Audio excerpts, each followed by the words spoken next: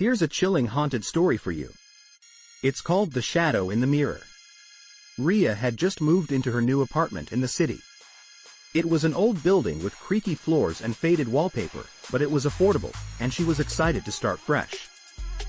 The only odd thing about the apartment was an antique mirror that hung in the hallway.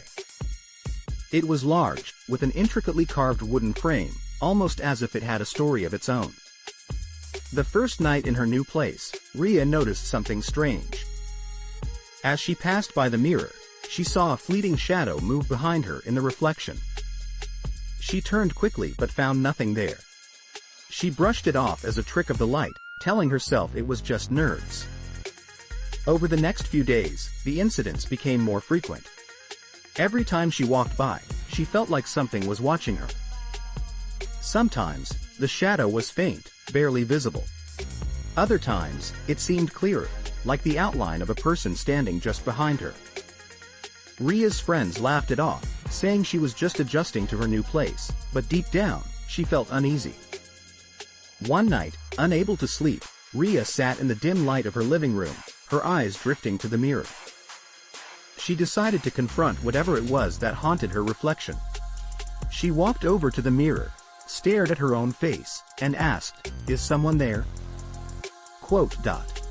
For a moment, there was nothing. Then, slowly, the shadow began to form in the mirror, taking shape right behind her reflection. Riya froze, heart pounding, as she saw a pair of cold, dark eyes staring back at her.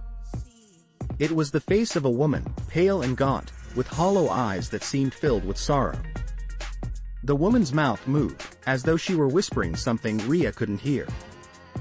Trembling, Riya reached out to touch the mirror, hoping to make it stop. But the reflection's hand moved too, reaching out to meet hers, only it didn't stop at the glass. She felt the icy, unnatural grip of fingers clasping her hand, pulling her closer to the mirror. Just as Riya screamed and yanked her hand back, the face in the mirror vanished, leaving only her own terrified reflection staring back at her. She stumbled back, her heart racing, and covered the mirror with a sheet. The next day, she had the mirror removed from her apartment and sold it to an antique dealer. Weeks went by, and she slowly began to feel like herself again, though she never looked directly at any mirror for too long. But one night, as she was getting ready for bed, her phone buzzed with a message from an unknown number. There was no text, only a photo. It was a picture of the antique mirror, with her own terrified face staring back, and the shadow of the woman right behind her.